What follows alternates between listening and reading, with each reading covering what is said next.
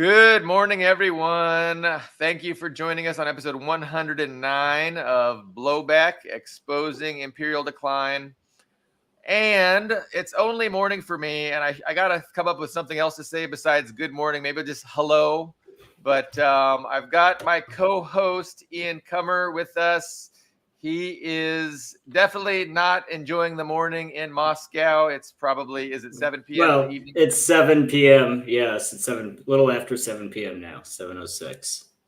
So we are still experiencing some, difficulties getting all of our hosts on board. Ben is inundated with work. Carlo is still dealing with medical issues, and I don't want to say it's just Ian. That is not a good way to say just Ian. But he is my other co-host. We are expecting Leo Zhao. We're hoping Leo can join us shortly.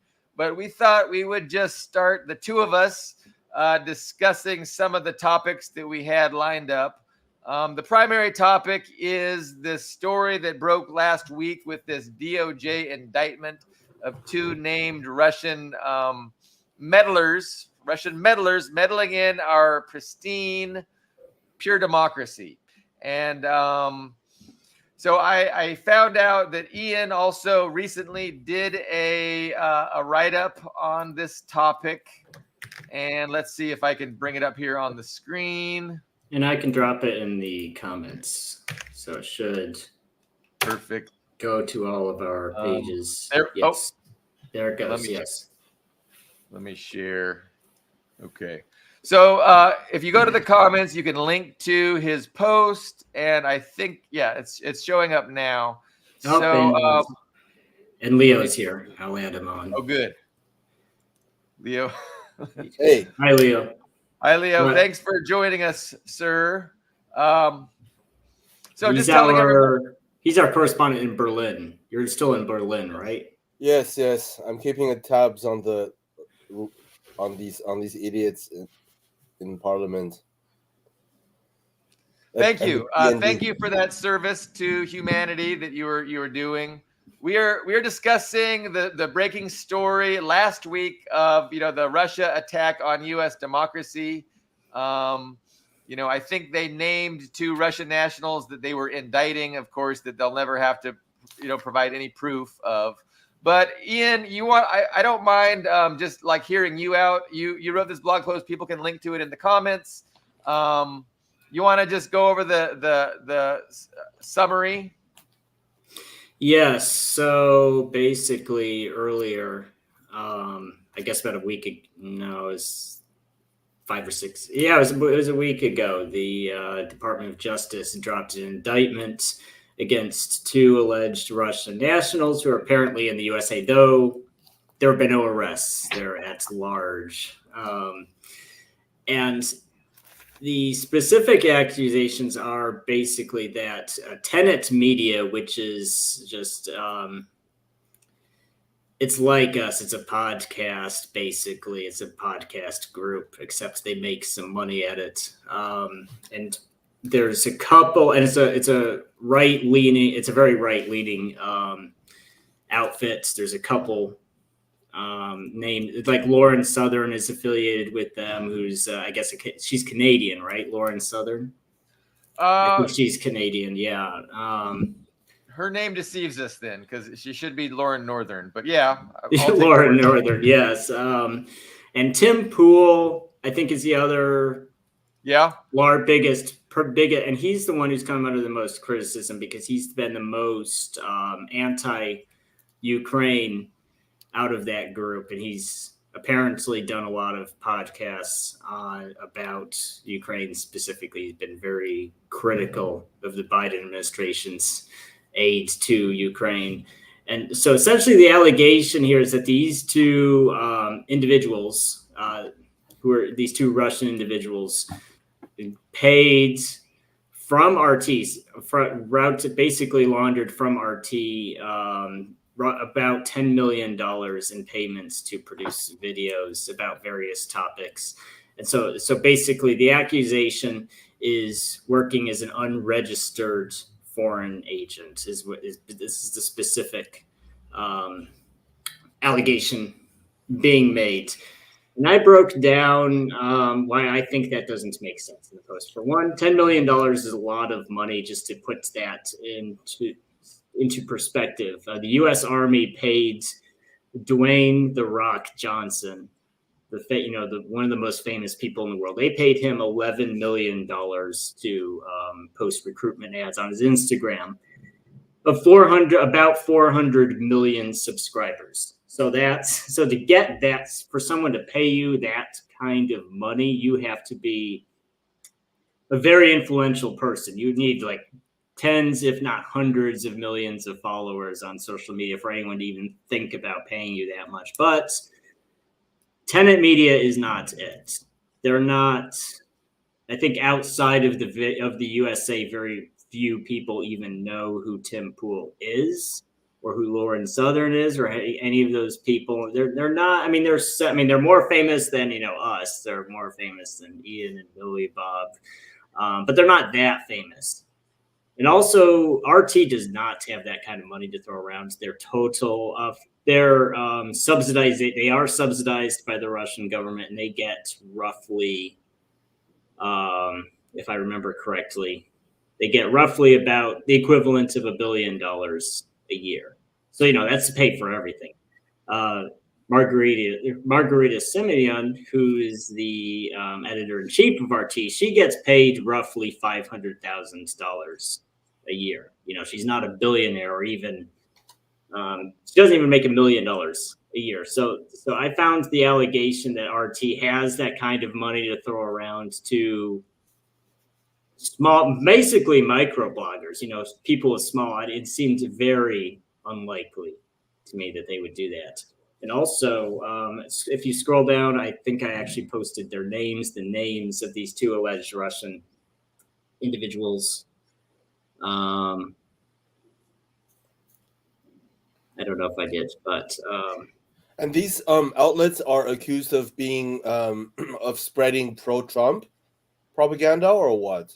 Well, I mean, everybody knew they were pro-Trump. It's a very conservative American and Canadian group, right?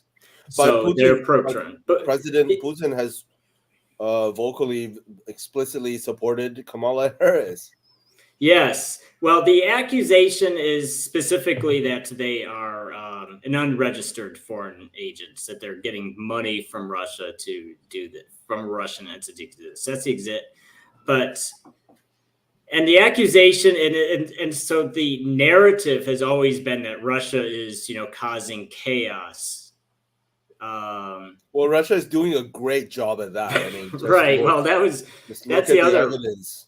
That's the part of it. The accusation. So it's kind of basically it's character assassination, because whether or not you agree with conservative talking points, even if you don't, on immigration, abortion, et cetera, even if you don't agree with them, it's basically saying, oh, these are not organic beliefs. People don't actually believe this. It's Russia pulling the strings, which I think, whether or not you agree, it's an ad hominem attack. It's like saying, oh, you don't actually believe that. You're too stupid to have your own beliefs. It's that bad foreign dictator who's tricking you into believing those things. Which I think, even if you pay attention, even to our podcast, like, you can see how people, anytime certain hot button issues come up, you see how passionately people argue for or against different things. So I find it a little ridiculous. I mean, Russia doesn't need to just spend money to make those divisive issues. They're already divisive issues. Yeah. So I mean, you the main point you were focusing on was they don't really have those kinds of resources. But I mean, the other important point is those resources were really mismanaged, because like some of those videos got like 1,200 views or 8,000. So Tim Pool allegedly was given $100,000 bonus. He was paid $400,000 a month to produce 4 videos. Of those 4 videos, like one of the videos got 1,200 views, one of those videos got 8,000 views, and that's literally nothing. And so, I mean, the idea that they would spend so much money on something that wouldn't even be seen by anybody is really preposterous. I think even your Scott Ritter interview got more views than that Tim Pool video. And did I'm glad you anyone brought give that you? up. Did anyone give you $1 million? I mean, Yeah, I was gonna say, Billy, can we set something like that up? No, we set I it would be up? more than happy. I shouldn't say that because you can't joke these days on YouTube.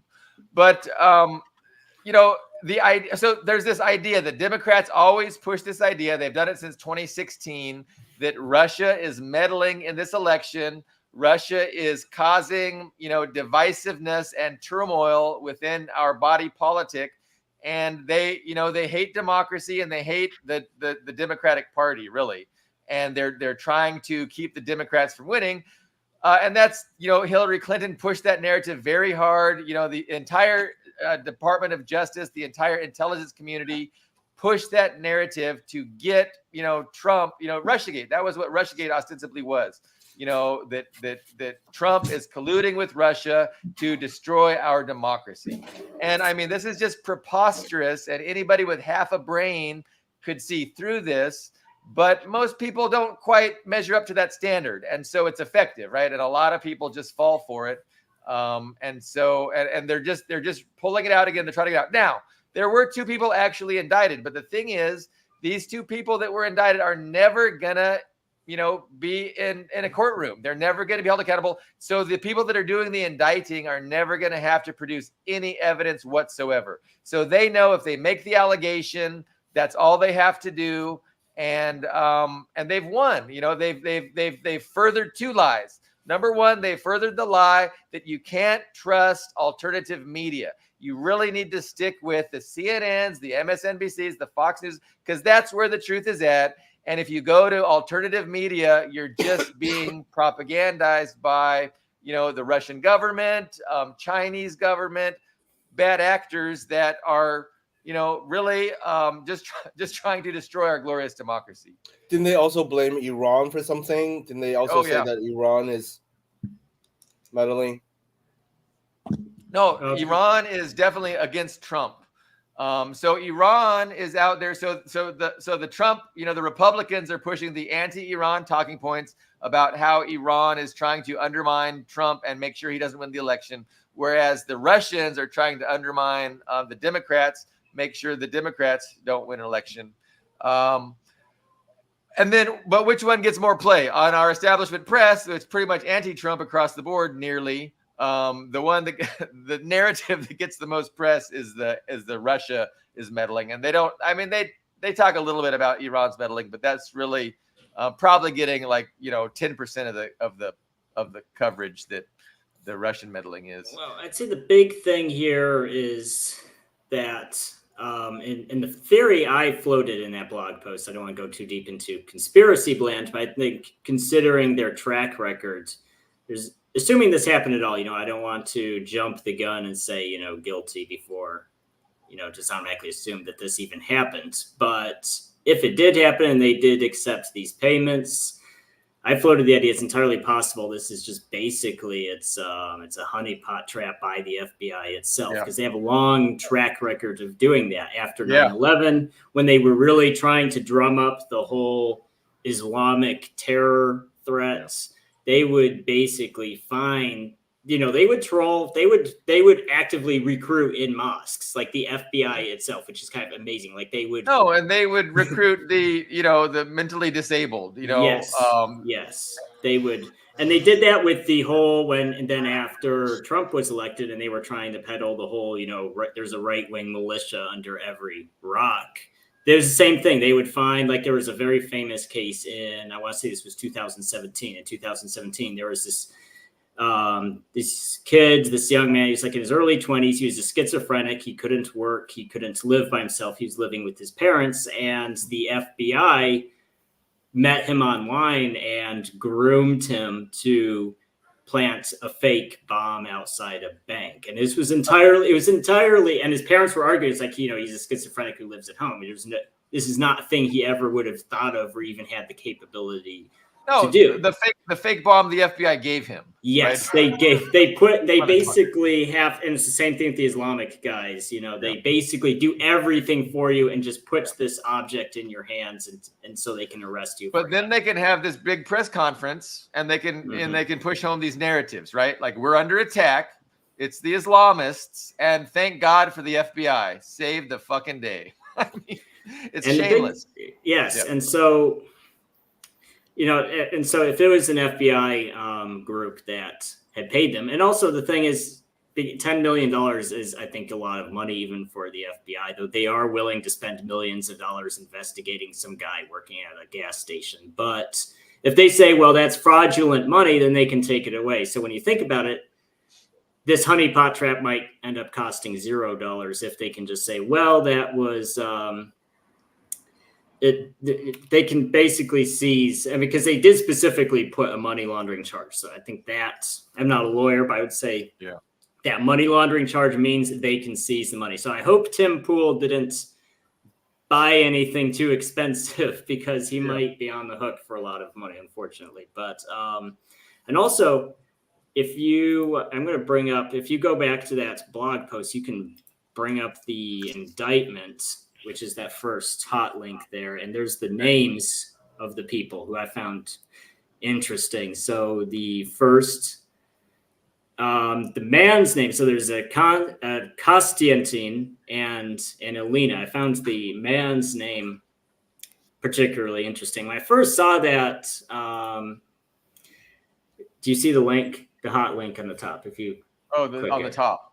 No, not the top. The first, DOJ official site. If you click that, they'll bring up I'll click on that. And you see, there it is. There's the names at the top. Yeah. When I first saw that, I was like, well, that's a really weird. I thought it was actually a fake name when I first looked at it.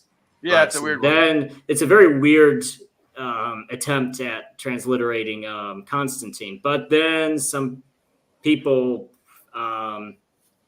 gave me some insights, and I looked into it, and it's actually true. It's actually it's a Ukrainian transliteration, which is very interesting. Because at first I thought, well, maybe that's just a made-up name by someone who doesn't know Russian, but they say, no, that's definitely a Ukrainian spelling.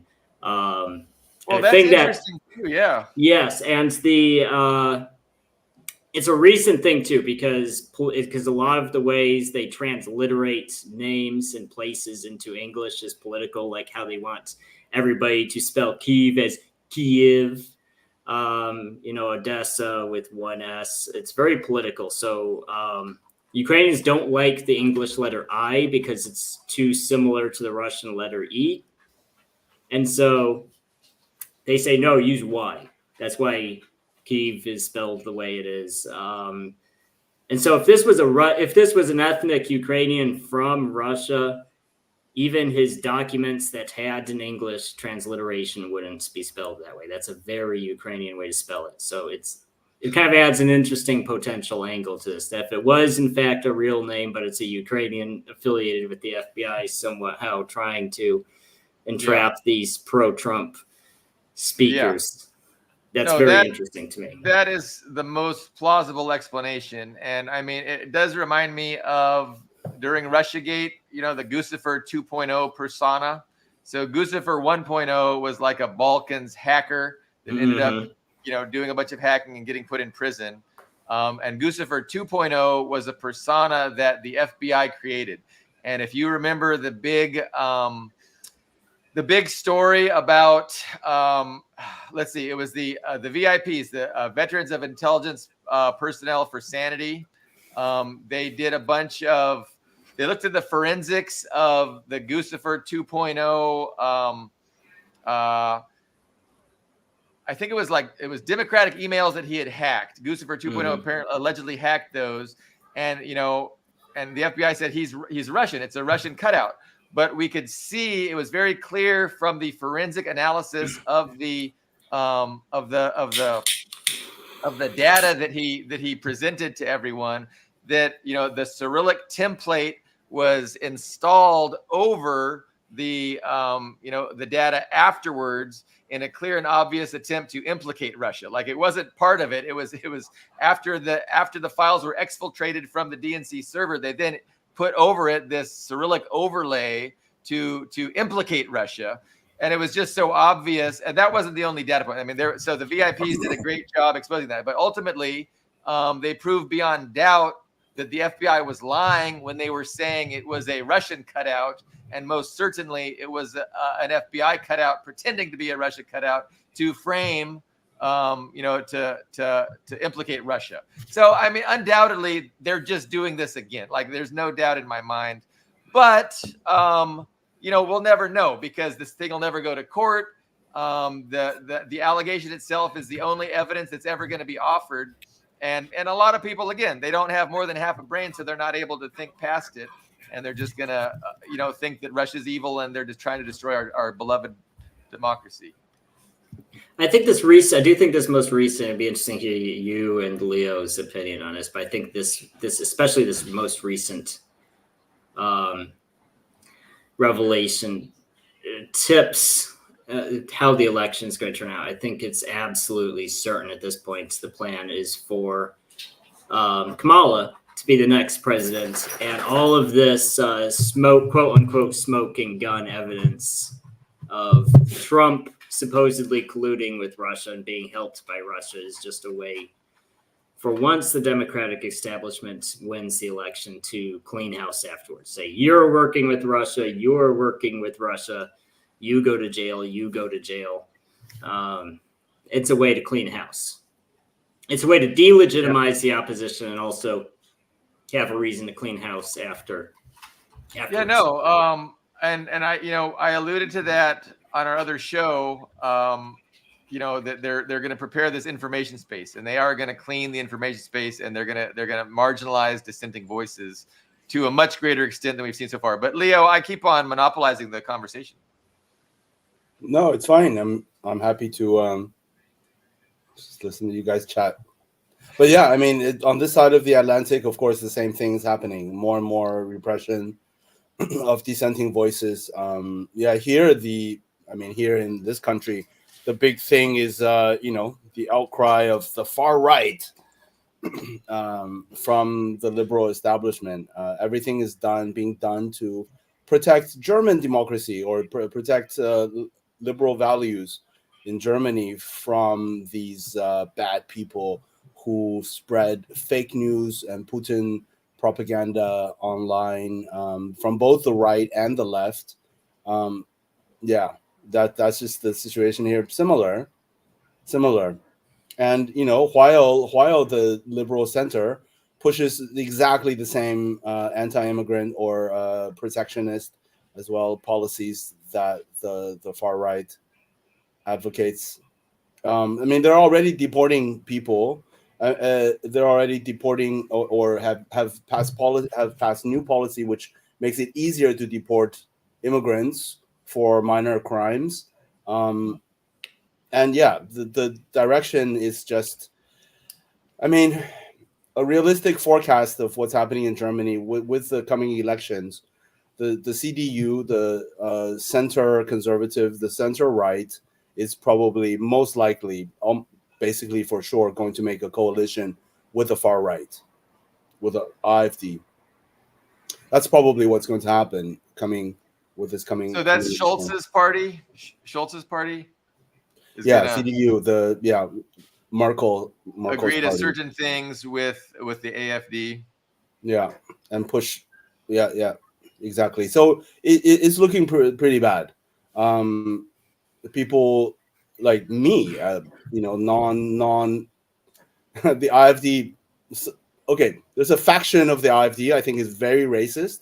There's another faction which is not so racist. I think it's kind of a distraction, or it's not really accurate to call them fascists. I think a faction definitely is, or is very much xenophobic and racist. But there is another faction which is actually kind of authentically anti-imperialist. But yeah. I'm pretty sure that wing is going to be squeezed out or silenced, and then we're just going to get. It looks like we're going to get the worst of both worlds. We're going to get the racism and the racist policies, but not the anti-NATO, the anti-Atlanticist part of the right. That always tends to be how it works out, in these bourgeois dictatorships. The electoral process is just such a joke. and they always figure out a way to, minimize the good aspects of the political parties and maximize the bad aspects. Yeah, and Um, they clutch their pearls, and blame all these bad actors, anything to distract from the fact that it was their policies, that it was, the neoliberal policies and the imperialist policies of cutting off energy from their neighbor, uh, that has created these discontents, these current all of these unhappy people. oh yeah, the And they economics. blame, yeah, and they say, the AfD, both AfD and Wagenknecht are very popular in Eastern Germany, right? And so there's a lot of blame, because these Easterners were raised in a totalitarian, authoritarian, socialist country, and so therefore, they are preconditioned to uh, to to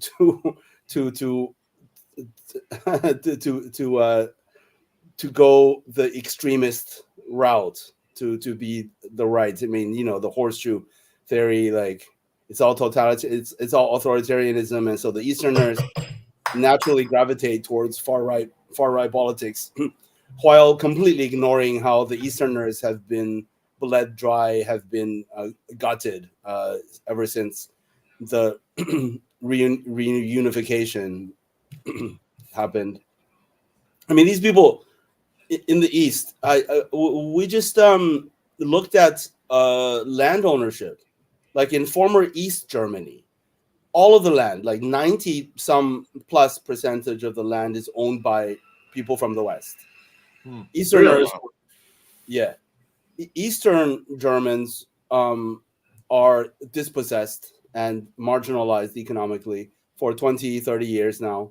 I mean, and that's after, all of their savings. I mean, they didn't have very much savings because nobody really needed savings in a socialist country, because your retirement, everything is, there's no worries. You're completely fine.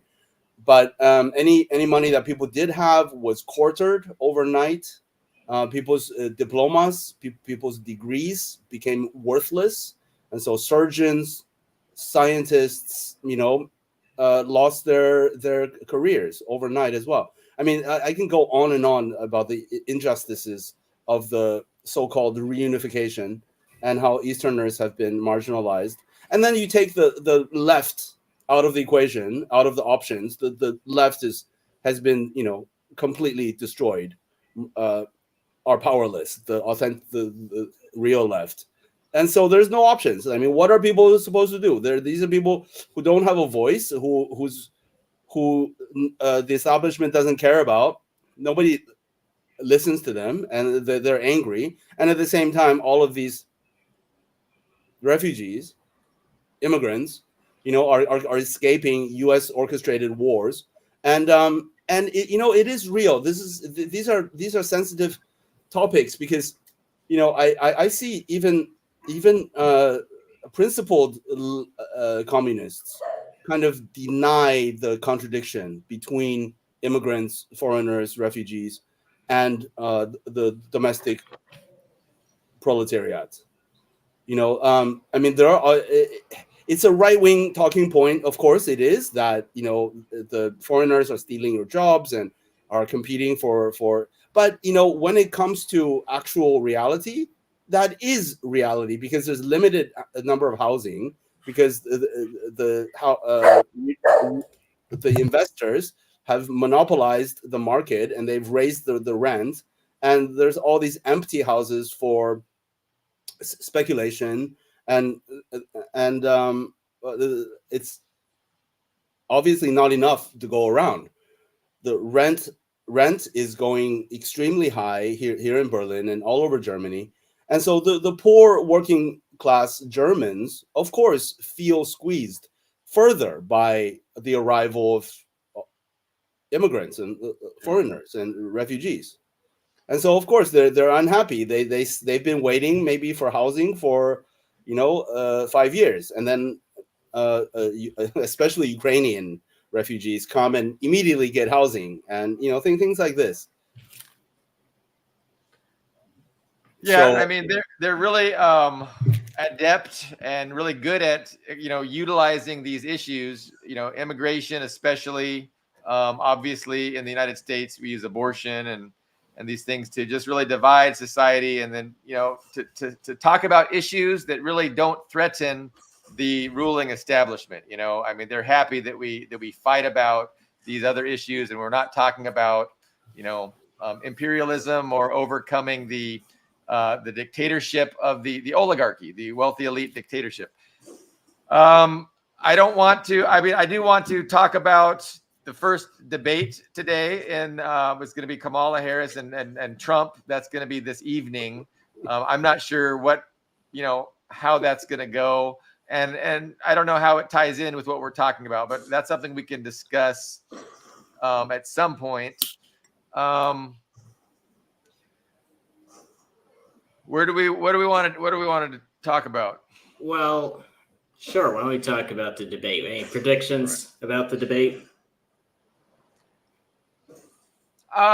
Trump has not really ever delivered in a debate, right? He hasn't. I mean, so when he did do good, it was with him and like 13 other Republicans trying to get the Republican nomination before the 2016 election. That's the only time he really did good and stood out. And what he did good with was his anti-establishmentarianism. But it's just not as believable, and he's not hitting that anti-establishmentarianism as hard as he used to. And so I don't think he did that good against Biden, because didn't he debate Biden not too long ago? And of course, Biden, Yes. didn't do that good either. So I don't expect much. I mean, I'm going to watch it just, like I like watching car crashes. But I don't expect, Kamala's not very bright. She's going to try and, do a few things that she's being coached to do. But I mean, neither one of them are very good in debate. So I don't know. I'm not that optimistic about anything exciting or great happening. the level of political discourse in that country is just amazing. I mean, the debate is going to be like, I'm better looking than you. No, I'm better looking. No, I'm better look. People say that I'm pretty. Did you guys see that? Yes. Well, there was even an argument about whether or not the microphones were going to be muted, and Kamala actually kind of flip-flopped and said she wanted the microphones to not be muted. And everybody, it was funny, everybody on Twitter was like, the only reason she wants the microphone to not be muted so she can do her, I'm speaking girl boss moments that she did with the Palestine protesters. She wants to do that line of Trump. She wants Trump to talk over her so she can have that prepared comeback for it. No, I'm sure that's one of the things. There's got to be a handful of things she's preparing for, and they're going to try and roll out. It's just so contrived. It's so scripted, and it's not to say that Trump is playing the part, but Trump can't help himself, and they're going to bank on Trump not being able to help himself, and then they're going to pounce, and they've got it all prepared. It's just so pathetic. And I mean, the fact that the entire DNC rally in Chicago was all about feels and joy and vibes and the weirdness of the right, and how it's just nothing to do with policy. It's just I'm just trying to echo what Leo was saying about the lack of any political substance whatsoever in our democracy. And again, it's not a democracy, it's an oligarchy. The elections are a joke, they're a fraud, they're a sham designed to give people the illusion that we have a choice, that this is a democracy, but it's not. It's a million miles away from democracy. And the proof is in everything that goes on. I mean, a two-party system, that it's billionaires and it's Kamala Harris that nobody voted for against fucking Trump, that most people hate. Like, that's the pinnacle of democracy. Come on. Well, the interesting thing. Go ahead. Oh, I was going to mention that the polls are very, very clear. Poll after poll after poll shows that people want a ceasefire in Gaza, that people want to stop sending weapons and all of these, and and the government, whoever is in charge, does the exact opposite. So, I mean, what democracy anyway? Yeah, and I mean that's people have that opinion with all of the media promoting and shoving down everybody's throat the official narrative, right? And even with that, they can't get enough people on board. Even with all this colossal amount of propaganda being shoved down everybody, people are still rejecting these narratives. I mean, imagine if you had a press that was halfway fair. Like, imagine how up in arms people would be and how untenable it would be for this bourgeois dictatorship to continue.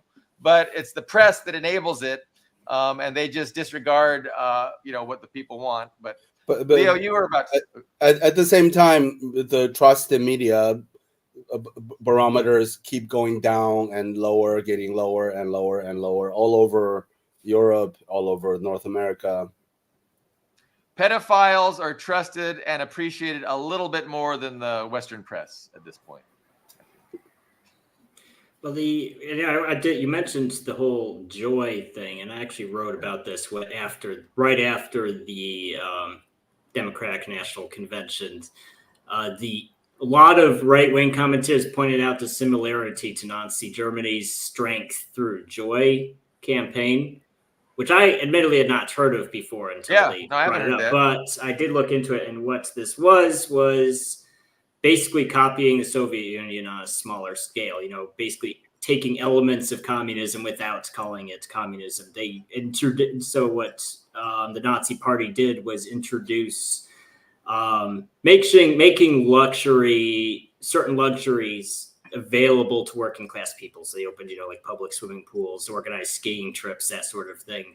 And so at the time I said, the difference between Kamala Harris's joy and Nazi Germany's joy was that Nazi Germany was actually giving quantifiable reasons to feel joy. It's like, here, you should be happy because we created this quantifiably good thing for people to make people happy. But what we have now is they're just telling you to feel joy. It's like, take this happy pill and have a smile on your face while the building is burning down. Just be happy. It's just on command, feel joy, even though there's no reason to feel joy. They're not even going to bother giving you a reason to feel joy. They just tell you, feel joy. They've always stolen these very limited, ways that they take socialist policies to benefit the workers in a very limited way, and in the meantime, pretending to be a people's party, to be for the common man, but of course, in the end, their allegiance is with the bourgeoisie.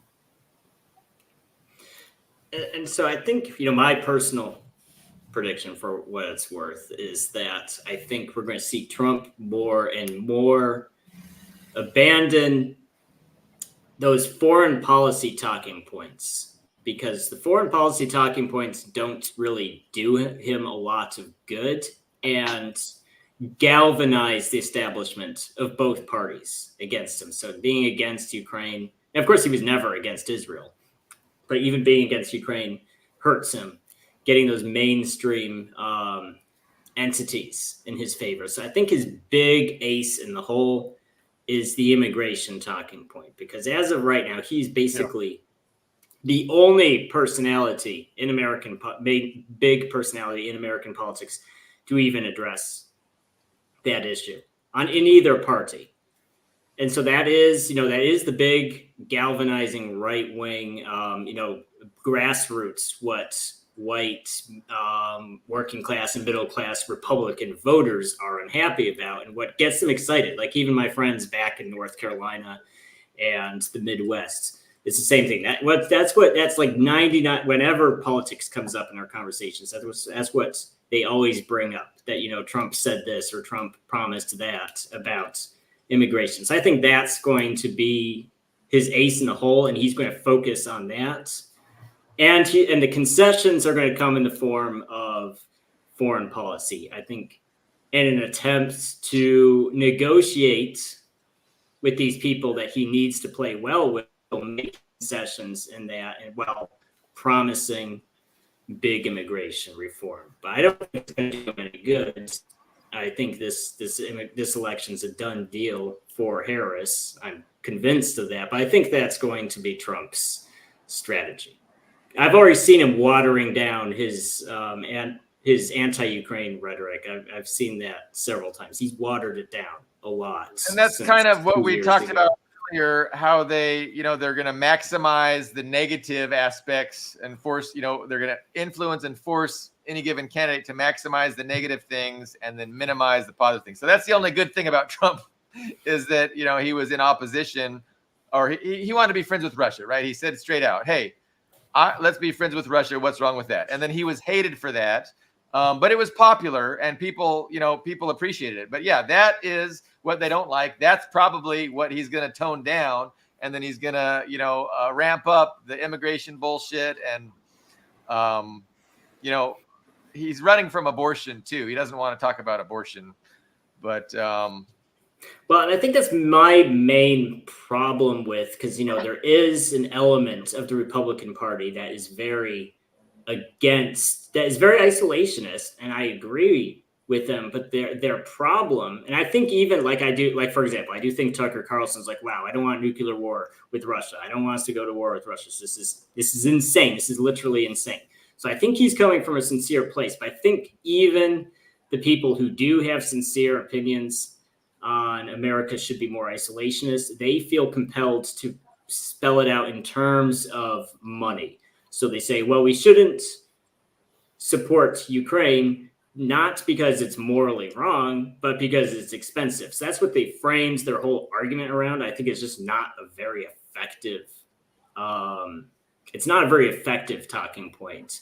So I've seen, it really seems like rather than, because the way the war has been dragging on after the failure of the counteroffensive, all this ridiculous crap that's happened, you would think the anti-Ukraine movement in American politics would be getting stronger, but really, I think the opposite's happened. It's gotten weaker.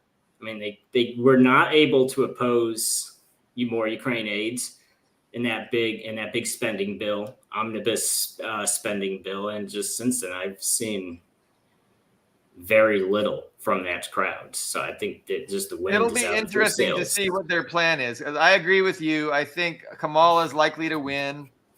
They're likely to make sure that Kamala wins despite how the people might vote. I don't think they're going to be surprised like they were when Trump defeated Hillary in 2016.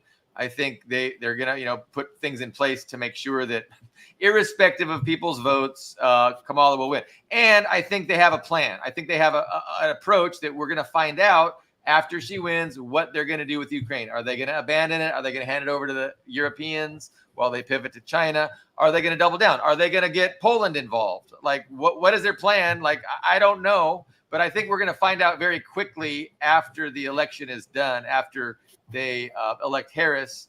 We're going to find out. And again, who could be against war and imperialism with a female black president? Like, if you oppose imperialism and nuclear war with Russia, it is because you are a misogynist racist, obviously. So, I mean, with that kind of a talking point, it's in the bank. And that's why they selected Harris a long time ago. That's why she's in there now, despite nobody ever voting for her. That's why she's the candidate, because Obama was so effective. And if Obama was effective as a black male, imagine how much more effective a black female is going to be. So that's their mentality. And it's true to a large extent. It's true. It's effective. And, because they're manipulating, and they're really cynically manipulating people's indoctrinations, right? And people are indoctrinated to champion women and be happy for women and be happy for people of color. And they're really just cynically exploiting that desire. And you can see them doing it really overtly when they're using the black identity, right, to oppose Palestinian solidarity, right? And you see like Malcolm Nance, I talked about that. Malcolm Nance really pushing that hard during the Democratic National Convention, telling, the black Americans are sick of the Palestinians, and he's a fucking Zionist sellout. But that's literally, they're just manipulating and exploiting this identity politics. The last time we had a black president, the most advanced, successful, prosperous country on the continent of Africa was destroyed. They had to bring in a black guy to do that. and to bring back especially slavery on the African continent, to bring back slave shops on the African continent. You needed a black president to do that. It's fucking. and Kamala Harris is absolutely probably the perfect candidate to push through the escalations on various fronts and maybe start a war. I mean, I don't like to psychologize too much, but that guy Caleb Mopins, um, he wrote a book about her. He wrote a book about Kamala Harris. I don't know if you guys read it. I've heard him talk about it quite a bit. Just her psychological profile is absolutely perfect for such a task because she's I mean, I don't want to go into it, but this grievance towards her socialist father and this kind of vengeance or like. Anyway, I don't want to get too deep into that. I know they took his book off of Amazon, for no reason, just because they don't want any negative Kamala stuff out there. So yeah, I mean, it seems like the fix is in for her, and so I will not be surprised at all when she wins. Yeah, open air slave markets in Africa. Thank you, Obama, for that. The most prosperous country in all of Africa reduced to a failed state, terrorist haven. It's disgusting.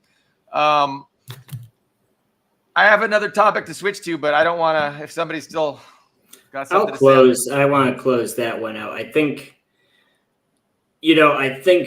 I mean, I see, the ultra left type people, and actually I would say Republicans. A lot of Republicans and conservative type people, I think, are delusional are completely delusional in their prospects because it's just, I mean, I would say Obama onwards, the political establishment has definitely shifted to that centrist liberal position that Obama filled. The institutions that were traditionally right wing and conservative, like the military, like police forces. I mean, it's just not true anymore. It's just not true anymore. If you look at the military now, I mean, they've really cleaned out those people. I mean, some of them were kicked out. I mean, a lot of people were relieved in the Obama years, but I think a lot of it's just you would just if you're that type of because when I first joined the military in 2007, it was like that. You'd have these, like every battalion would have this, commander who is just this hardcore right wing Southern Bible thumper type guy. It's a true stereotype, but those guys just aren't there anymore. They got flushed out. The guys who weren't flushed out under Obama got flushed out by the vaccine mandates. Almost none of the religious exemptions were approved. So those guys are just not in the military anymore. So if Republicans and conservatives have this idea that the military won't toe the line for Kamala Harris, I think they're in for a very rude awakening, which is why it's actually very I know I'm going to be on my soapbox for a minute here, but this is like it really aggravates me to argue with conservatives, even isolationist conservatives, about foreign policy. It's like there's no domestic advantage in you supporting foreign wars. The military is not on your side. The military is not a conservative institution anymore. So if you think, if we stand up to, Russia is this big, bad, evil thing, and it's just like, you're an idiot. The military is in the Democrats' pocket. Russia is more socially conservative than you.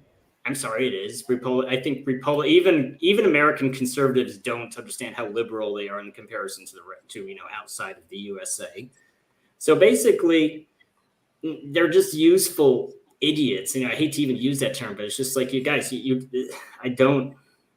It's frustrating to even express how stupid they are. If I'm making sense. I don't know if I made sense. Well, no, I see what you're saying. I like the points you're making about the U.S. military changing its culture, and it's now on the side of, the rainbow bombs, and it's not on the side of the, traditional conservatives. And even the conservatives have been unconservatized, and they're less conservative than regular, Russians or regular people from other countries. But I'm not unhappy that the U.S. military has been weakened and is probably not capable of prosecuting a major war. I think that might be a great thing. Obviously, the policy since Vietnam is to wage war through proxies. And so, I mean, we learned in Iraq that we don't want all these vets coming home that we have to now care for the rest of their lives and cost all this money. And so it's easier just to get these proxies to do it for practically free. And so that's what we're seeing in Ukraine. I mean, maybe the Philippines, maybe the Japanese, maybe the South Koreans. But that's the future. And so I'm not sure they're counting on the U.S. military to do much fighting. I mean, obviously they're going to support, but they're not going to be engaged in major battles like the Ukrainians are. I think they know better than that. And so they're okay with this, weakening, we can say, and this change of culture. Well, I mean, just to clarify, I'm not saying the military got weaker because it was too woke, that's too gay or whatever, and that's the reason it got weaker. The reason it got weaker is because we went to war for 20 years. That's the source of the recruiting problem. A young person now, I hate even using that word, it makes me feel old saying that, a young person now, oh my God. But a young person now knows that if you sign up for the military, it's not just free college and some vacations overseas. There's a very high chance you're going to die in some foreign country you can't find on a map. It's just a prolonged period of warfare really did degrade the U.S. military. That's what did it more than anything. The social identity politics thing is not what weakened it. That was I wouldn't even call it a rebranding. It was just a strategy to wrestle control over the military from one wing of the establishment to the other wing. That's how I would describe the. Okay, no, that's a better clarification, and that's interesting. That's an interesting point. It's just kind of putting control of the military and the Democratic establishment, the liberal wing of the ruling establishment. Look at the Bush years. Yeah. Look at the Bush years. So, 2003, Bush he invaded Iraq right after 9/11, and then he invaded Afghanistan right after 9/11, then invaded Iraq. The military was absolutely a Republican. It was part of the Republican establishment. They were all Republicans, even the officer corps. I think Republicans, just in hindsight, that resurgence of right-wing power in the USA that was boosted by having a war president. Bush is the big tough guy. Even if he was a moron and incompetent, he was a war president. And they just it's a good case of a political establishment completely squandering all of their advantages by waging a bunch of failed wars overseas. Because that's what Republicans did when they were running the show. They squandered all of their advantages. Meanwhile, Democrats consolidated power. They consolidated power in the USA. They consolidated powers overseas and with our allies, with our vassals. If you go to Europe, maybe Leo can answer this. If you went through the streets of Berlin and just asked random people on the streets, no pressure, do you like Obama better or do you like Harris better? What do you think the majority of people would say? That particular comparison, I couldn't say what they probably both like them both. There's a lot of these green people are still voting green here. It's insane. These comfortable, people in the center emit a neighborhood in Berlin.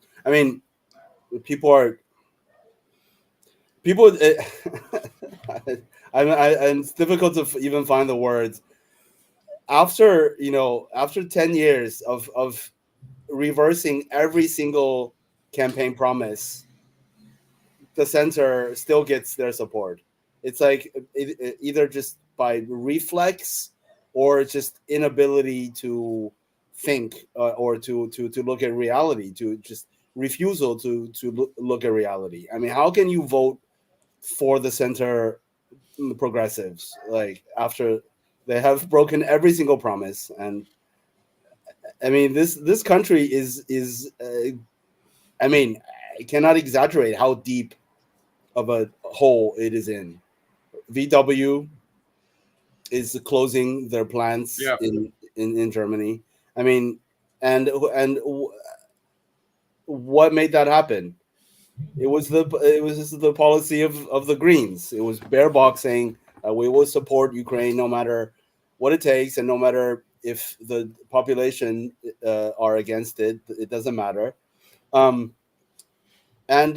the problem of the rising right. I mean, all of these things are happening. Why? Because just total refusal to look at reality. But yeah, these people are absolutely for Harris. I mean, they're just diehard anti-Trump, and yeah. Yeah. I mean, most people in my neighborhood. So in the United States, I mean, domestically speaking, politics is kind of turned upside down. So, from the Marx perspective, Marxian analysis, politics is the struggle for political power of the majority of working class against the ownership class, right? And that's what politics is. It's a struggle to control the political apparatus. In liberalism, though, is in my opinion synonymous with oligarchy, and then the oligarchy fights among itself, right? Because there's no threat from the people. In a liberal democracy, the people have been, completely removed from the political apparatus, and they're not a threat anymore. And so the oligarchy turns among itself, and so the two ruling class factions fight it out, and the working class people then are confused because they don't really know what politics is about. But then they take a side; they take one of the two sides of the oligarchies, and it's just so preposterous because. And it has nothing to do with actual politics, which is, the working class taking power and repressing the oppositional counter-revolutionary efforts of the ownership class. So China succeeded in doing that, and China is much better off for it. Russia did it, managed it for a time, but now they have, an alliance between the ownership class and the working class. They're aligned along national interests, obviously, because they're under attack by Western imperialism. But people are confused. They don't get what politics are. They take a side, one of the two sides of the oligarchy, and they're never going to succeed that way. That's never going to result in any beneficial change, because ultimately it's two sides of the same coin. And so until people get that, I don't know. So well, I would just say, I mean, because, I get a lot of unhappy European people on my pages, that like and it's interesting to me. And, because I'll have to say, I don't actually walk around on the streets in Western Europe. So my only experience with the, how Western Europeans feel is a few expats in Moscow. Of course, they're pro-Russia, so they're not representative, but it's mostly online. And it's kind of amazing to me because these European people will come on to, like the comments section and be like, well, Russia wants to conquer Europe, and Trump is Russia's, pawn. He's in league with Russia. He's going to take USA out of NATO. It's just amazing to me how they feel entitled to. It's very much like, I feel like if I went back in time to the Roman Empire and talked to some landowner, like in what is now France, like go up to France or Spain, and he's like, well, the empire, without the legions, who would stop, the Visigoth aggression? They feel, as a part of the empire, they feel entitled to Rome's protection. If you're an actual Roman who's like, well, I don't think the empire benefits me. Why are we spending all this money to conquer all these other places? And, of course, the landowner in the empire will get mad. Well, of course, Rome needs to spend money to have legions here. I mean, we're entitled to it. That's a very good comparison. Yeah, so a very apt comparison. It's exactly like that. These people that have been so comfortable for so long, even the lower middle income or even the lower income German working class has been able to take, once or even twice vacation in Thailand or Mallorca or, Trinidad or whatever. And obviously, people from these countries where they visit, where they're treated like minor royalty, where the exotic food and everything is cheap, and people are eager to please And obviously, the working class of those countries are not able to vacation in Germany. And people have the working class in Germany has been so bought off with their social democratic, welfare and social, like leftover, not left over from the socialist times, but left over from the pressure that was exerted on the West from the GDR, from those times. So people are they just want, like, it feels like they just want, like, please anything to, let's just go back to Yeah.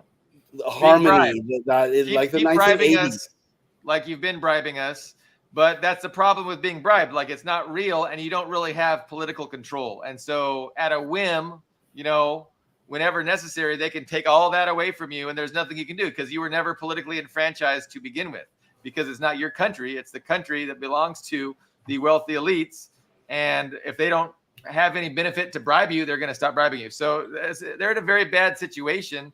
And, I think they're going to be asked to do a lot of sacrificing in the coming years economically. And we already see that taking place. But if the wars get worse, if we don't find a resolution to the Ukraine issue, if they don't embrace Russia back into exporting their energy, which that seems like such a long shot. The economic situation in Western Europe is going to continue to deteriorate. And now, like you said, the protectionist policies, anti-China, like that's not going to benefit the working class of Western Europe. If you want to benefit the working class of Western Europe, you embrace China, say bye to the U.S., because I'll tell you what, China is ready to step in and send you some cheap shit. But not cheap, but like lower cost goods that are really good goods, not cheap goods. Yeah. They shot off one foot and now they're eager to shoot off the other foot.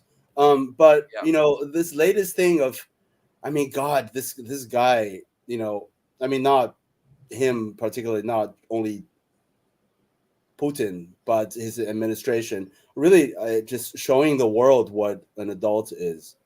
You saw the latest of Putin saying that we are open to negotiations, and we're ready to turn on the taps for Western Europe for oil anytime. Just let us know when you're ready, and we're ready to resume our mutually beneficial trade relationship. Besides the war, besides like all of that, just like pure trade. So he's really just showing the entire world how ridiculous these European politicians are. And also, I think doing this empowers the dissent in Europe, the factions that are saying, cooperation with Russia. He's really empowering. So it's a brilliant move. There are all these analysts who say that Putin is too soft and too naive, and still hoping to become, to have good relationships with the West, when he should be going in hard and finish the job, and but yeah, I think this is the correct way, because this is looking to the future, just saying that there will be a future. Like, no matter how difficult you want to make it for yourself, but there will be a future for. Unless you really want nuclear Armageddon, there will be a future, and Russia is not going anywhere. Europe is not going anywhere. They're still going to be neighbors, and there will be a future. We will get past this. That's what he's saying, which is kind of amazing to me. And what does the masses of humanity, what is in the interest, what does the future look like, a positive future look like for the masses of humanity, if not peace through mutual cooperation and mutual trade, mutual prosperity? That's the future. That was the liberal future that was promised to the Soviet Union, when Gorbachev initiated that coup. Like, that was the promise. We're going to just, peace through mutual prosperity, and that's it. And that's what humanity really wants. And so, so Putin understands that. And that's what he's saying. Like, eventually we're going to have to get there. Like we can do it the hard way or we can do it the easy way, but why not just, so China's the same way. Like China isn't pushing economic war. Russia wasn't pushing, its demands on Ukraine. It was the West demanding that Ukraine, overthrowing the government of Ukraine, pushing in these right-wing extremists, to have a launch pad against Russia, to balkanize Russia, to overthrow the. So anyway, whenever the West is ready to stop trying to, literally conquer Russia and conquer China, we're okay to have peace through mutual prosperity. But it's always been a Western, the West has always been the one pushing this, and it's up to the West when they want to stop, when they want to go ahead and embrace the future of liberalism that they promised Gorbachev, where it's just peace through mutual prosperity and respect for the sovereignty of Russia, respect for the sovereignty of China. The U.S. is absolutely opposed to those things, and that's why we have a problem. When the West is ready to stop doing that, there won't be a problem anymore.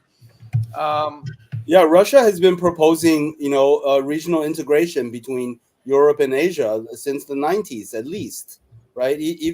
During the 90s, Russian policymakers were proposing, high-speed rail from Moscow to Portugal, and they have been consistent in this vision of the future of a connected, more connected future. That's always been opposed by, the Western strategists, right? And they always said that's the big fear for the United States. From the perspective of the interests of the United States, we cannot allow Eurasia, power. We have to do whatever it takes to keep that from being realized. And so it's the U.S. playing this zero-sum game of global politics, geopolitics, and this block mentality where it's us against them, and one of us is going to have to lose. And that's not the approach that China has. That's not the approach that Putin has. And Putin has the appropriate approach.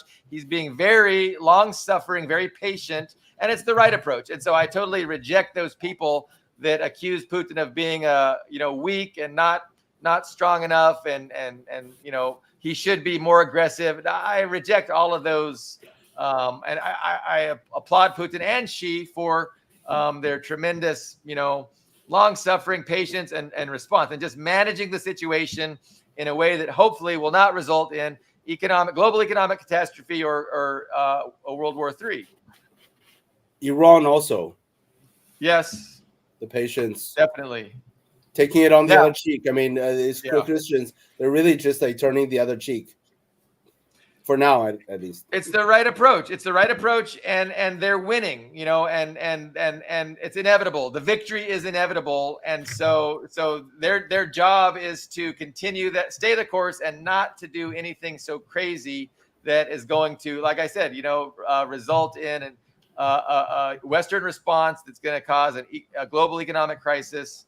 And that might happen, right? We might get that anyway, but it's going to be 1,000% the responsibility and caused by Western imperialism.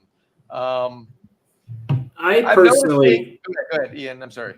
I think I do. I mean, I agree with what Leo said, but I also kind of disagree. I think because Putin is a liberal, and which is interesting because the Western narrative is always that Putin is this far right nationalist, and he's actually a liberal, and he's a globalist. And by a globalist, I don't mean New World Order and all that stuff. I mean like in the traditional sense of a globalist. He's an internationalist. But I think that coalition that started in Yeltsin and was reformed under Putin, that coalition is, again, it's kind of hard to read the room, but I think that coalition is gone. That liberal coalition in Russia either defected to the West or is disillusioned or is outright nationalist now. Because if you think about, for the people who didn't flee West,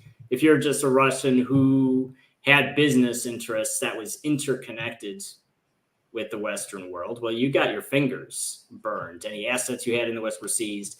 Any business cooperation you had fell apart.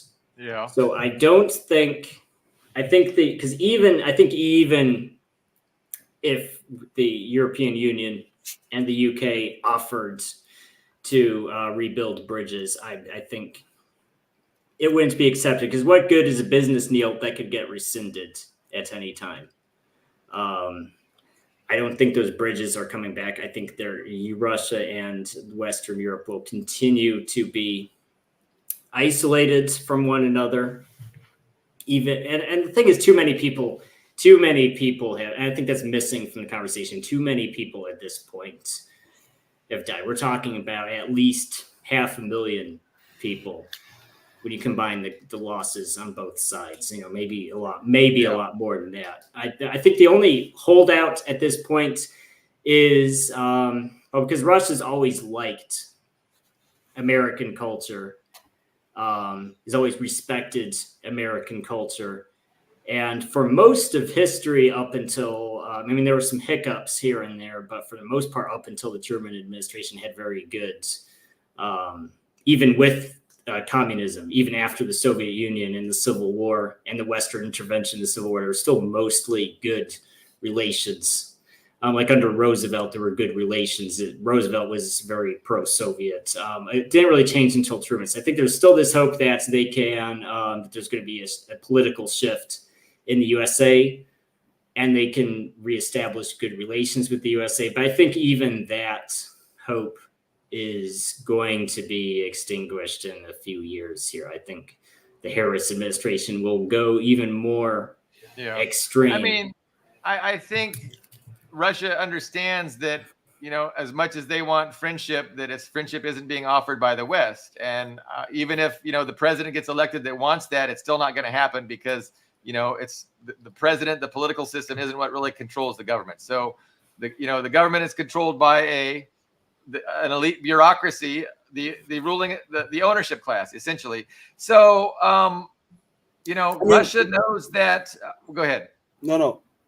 It's not up. Like, Russia is waiting on the U.S. Like, it's up to the U.S. It's up to the West whether or not I think Russia's fine to move past if the West sincerely is ready to do that. But the West is not ready to do that. The West is demanding confrontation, and until the West changes, there won't be any. But of course, I would reject the idea that in perpetuity there's going to be an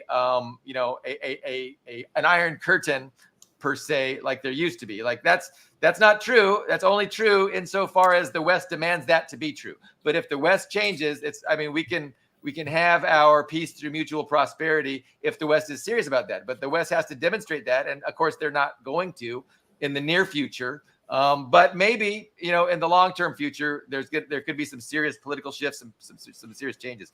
And that's definitely what I had to say. I want to say a few things about some shifts taking place. It's about Tucker Carlson having on this historian who is questioning some of our, official narratives. And it's kind of an interesting, thing.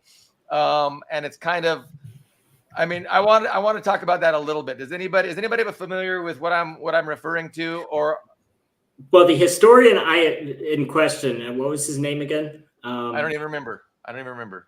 Well, so I did not watch that interview, so I don't know the specifics of what he said, but it sounded very similar to what Pat Buchanan wrote about. Yeah. Pat Buchanan is a long-term Republican and also a historian. He got a lot of flack because he wrote some blog posts and a book. The book I have not read. The blog posts I have read. The Unnecessary War.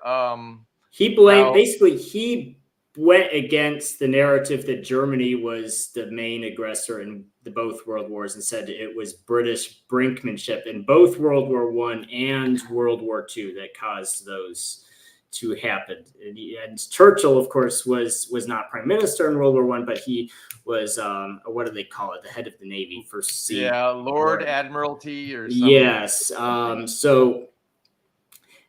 of course, World War II is more controversial than World War I, but even with World War II, he made the case that the Poland question, that basically what Buchanan's argument hinged on was that as long as Poland was between the Soviet Union and Germany, there could be no war because they didn't even have a border at the time.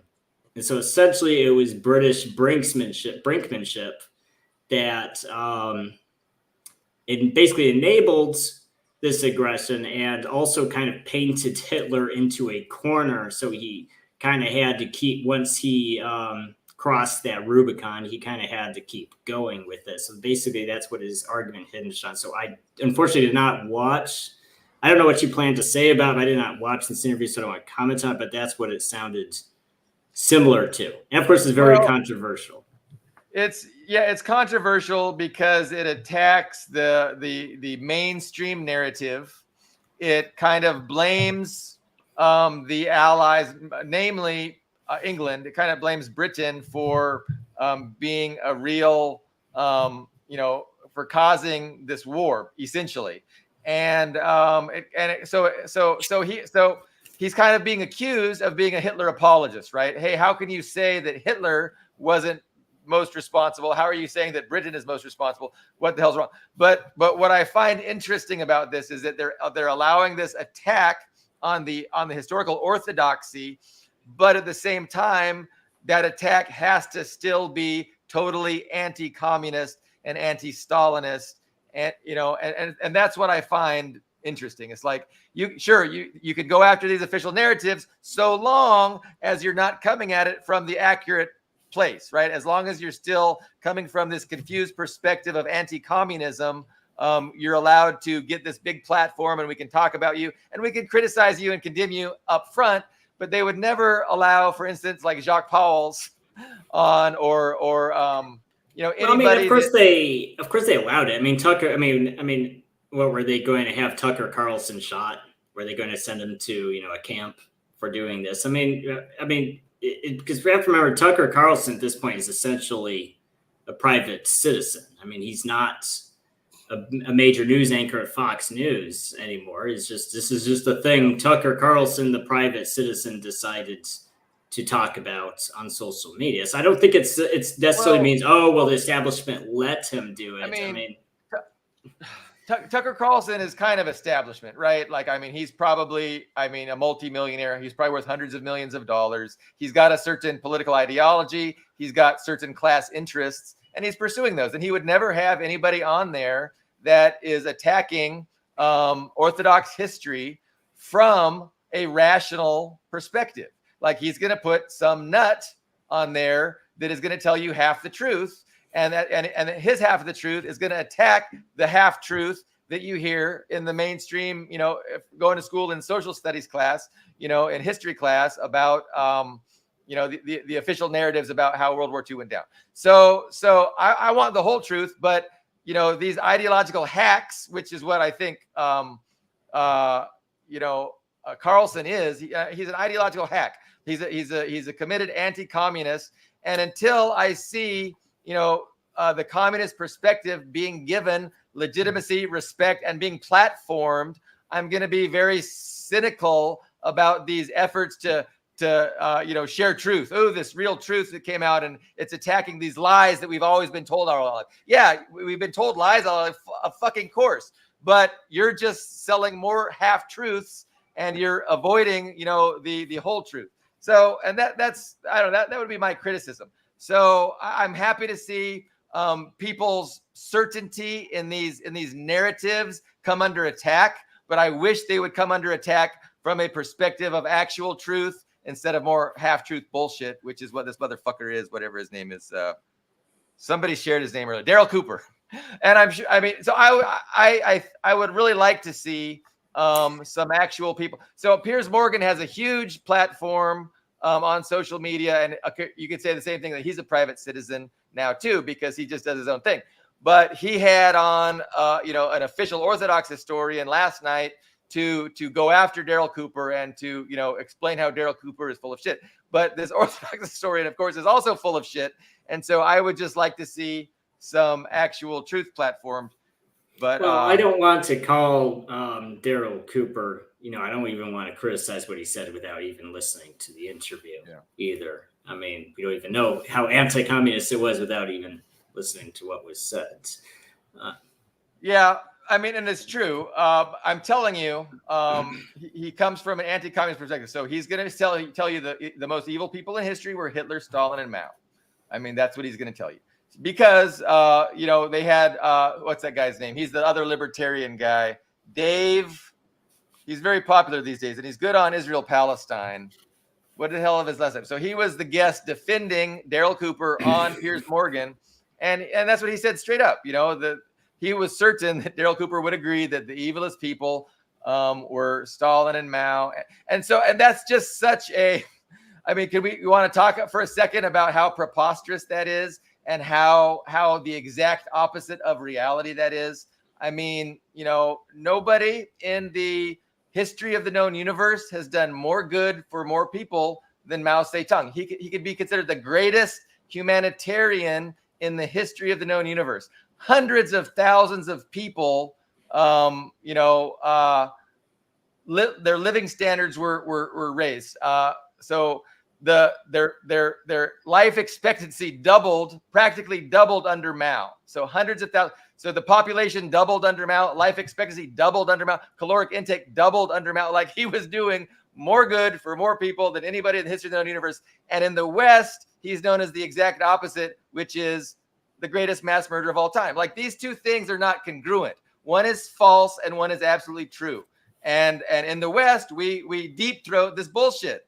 And everybody knows Mao was the greatest mass murderer of all time. And that's just so delusional, because he was literally the greatest humanitarian of all time by any rational metric. But that's the state of the public consciousness in the West. Stalin's another one. Stalin did so much good for humanity, defeating the Nazis near single-handedly, industrializing that nation, ending rampant famine. It's tremendous what he accomplished. And those are only the direct. Sorry, just to cut in a little bit. Those are only the direct, net positive effects for the entire planet from leaders like Mao Zedong and Joseph Stalin. But the indirect ripple effect of their policies in their countries has had tremendous pressure on the Western bourgeois capitalist countries to become more progressive and to give more rights for the workers. Absolutely. And to make life more comfortable for the workers. And, even feminism, even feminism and anti-racism in the West would not have been so even fake successful, even, superficially advancing, anti-racism and anti-sexism would not have been it would not have been even possible. I mean, the civil rights movement would not have been successful at all without the Soviet Union. Just like a myriad. I always say I compare it to the socialism as a force in the world. Like, those videos of the wolves being reintroduced into Colorado wild park. Yeah, the park. And after a few years, the river came back to life, and all these other species, that were all becoming extinct or that were not there anymore came back, and the entire park rejuvenated. And socialism is a force like that. It's like if the planet was in the Gatorade commercial, and you drink Gatorade and this green energy just permeates your system. That's what socialism is. That's what communism is. So I just want to interject on, the thought of the anti-communist, the alt-right, these types of guys. And, I understand Billy Bob's frustration too. I do, because you see a guy who's has the right idea, but goes off in a really weird direction with it. And I see that all the time. You see this with even on social media and the internet, these wonky websites, you'll see some far right guy who starts with a very good idea or a very good premise and goes off a really weird, the actual problems these Jewish Bolsheviks and the Soviet Union who ruined, goes off in a weird direction with it. And so there's a Soviet-Polish movie, like it was a cooperation between Polish and Soviet filmmakers in 1974 called Remember Your Name. And it was about this Russian woman who gets separated from her son at Auschwitz, and they both survive the war. The son is raised by a Polish woman after the war, and so the movie's basically a series of flashbacks during the Holocaust and how they eventually reunite after the war. So it was, and there's actually several good Soviet movies like that about the Holocaust. And one thing is that they're completely different from Holocaust movies in Western countries, like night and day different. Like you could watch and be like, is this even about the same historical events? Like they're that different. It's a completely different attitude towards the way it's portrayed. And what I mean by that is, one, it's not focused on any particular ethnic group. It's showing how this regime oppressed many different groups of people. And it's also not about hate or revenge. Like if you watch like a Quentin Tarantino movie, like they're all about revenge fantasies. You know, there's a person who's abused at the beginning of the movie and then gets their revenge on the person who abused them. So it's not like that. And I was thinking about that because when I was in the Army still, we had every year there's this Holocaust Observance Day. I forget which day it is, but I remember one year we had this Jewish woman who was in, I think it was in Shanghai. She and her family were in the Jewish section of Shanghai during World War II. And she presented herself as, and, it was funny at the time, I didn't think about it until years later, but she basically presented herself as a Holocaust survivor because, well, she was alive at the same time it happened, and it sucks to live in China. And I kind of had this thought, it's like, well, there's a lot of people who lived in China and it probably sucks, but, they were just born Chinese and they couldn't, you know what I'm saying? Like they couldn't, I'm sorry that China was not a good experience, that, 1930s, 1940s China was not a good experience for you. You can leave China a bad Yelp review or something. I don't know. It was, so that's why I can't get, but basically my point is like, that's why I can't, when you see these anti-establishment right-wing guys, I can't get too angry about it because I can see they get really weird ideas, especially when they start talking about like Jewish Bolsheviks and stuff. But I can see it's like, okay, I'm looking at these historical events that allegedly happened. I see how weirdly presented they are in the media. And I can understand this person's like watching these movies, reading these books. It's like, this doesn't make sense. And so he's trying to think outside the box and question the narrative. And he goes off in a really weird and stupid direction with it. But because they're not questioning the biggest box. Yes. So they don't. But the problem is that your starting point, from day one, when you're a little kid in kindergarten, you're being fed propaganda. So your starting point is so distorted. Even if you try to think outside the box, you fall into a different box, and there's a bigger box outside that box, and a bigger box outside that box. So I would just imagine. Yeah, go ahead. Okay. That's why I can't get too angry with these right wing guys, even when what they say is ridiculous.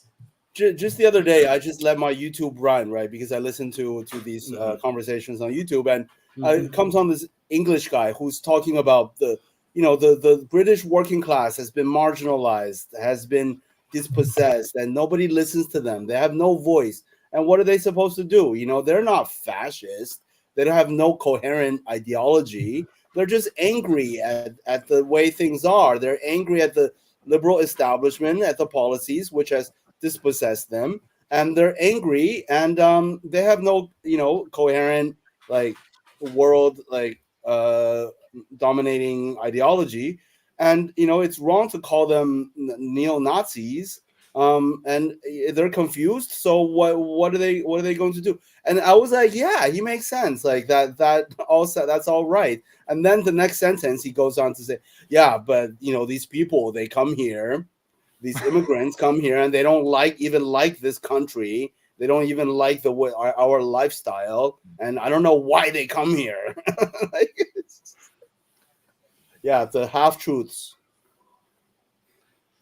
of people who have a spark, who sees that something is wrong, but they fail to question the most the biggest elephant in the room, the biggest box that people But are born I'm just into. really curious about, inside of their minds, like this guy, and I forget his name again. It's an unusual name.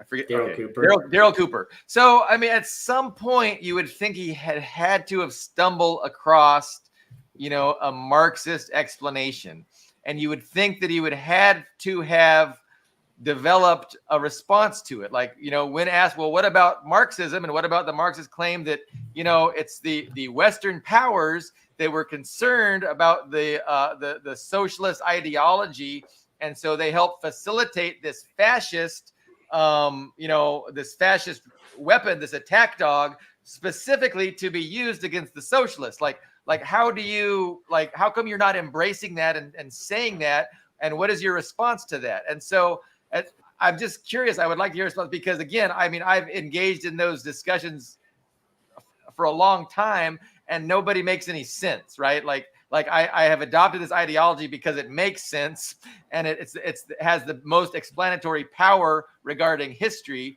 and so until I can hear a more persuasive explanation, I'm going to stick with this one. And I want them to do the same thing. I want them to have the same approach that I do, and I want to hear, well, what is so compelling about your bullshit that keeps you from adopting my bullshit? Because my bullshit seems to be way more sensible than your idiocy. And then we have that conversation, and inevitably there's no there. Like they don't know what they're talking about.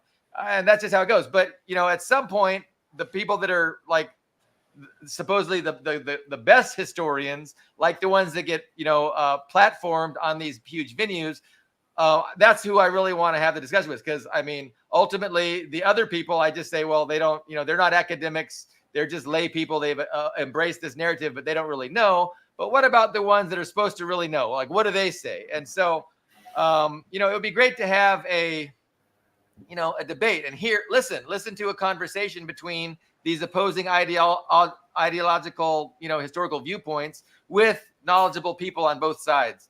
But you don't see that. You don't see Marxism platformed at all. You see Marxism deplatformed. Everybody across the board denounces it. Whether or not they embrace the historical narrative, or if they have like this alt-right alternative narrative where, Churchill was the big jerk instead of Hitler. Everybody agrees that communism is evil. So until, we can move past that and have some actual dialogue, the collective consciousness is going to suffer. The collective consciousness is going to be ignorant and confused, and it's not going to know it's up from its down, politically speaking. Yeah, I mean, Go ahead. sorry, it's just so obvious. I mean, Spain, Italy, Germany. Yeah, these were the three most socialist countries. Like, they have socialist movements were the most powerful in those countries, and they just happened to be the fascists, where the fascists came to power. Coincidence? Yeah, sure. No, not a coincidence. The roots of fascism. I mean, successful Lebensraum projects, right? There has been many. The USA is a successful fascist Lebensraum project, from sea to shining sea, right? Australia is a very successful Lebensraum project. Israel. And Israel today, the same thing, right? And this larger historical continuity is absolutely, people are absolutely averse to think about. It's just too scary, I guess. The truth is really just too much for people to handle.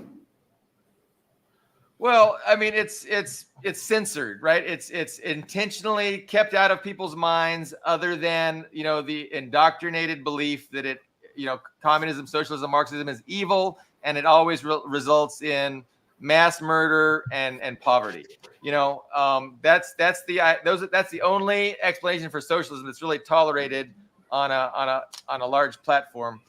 But I am very keen on having a discussion, exploring the ideology of liberalism and juxtaposing it with the ideology of Marxism, comparing and contrasting these two ideologies. I think this is a very important thing that I've been wanting to do for several weeks now.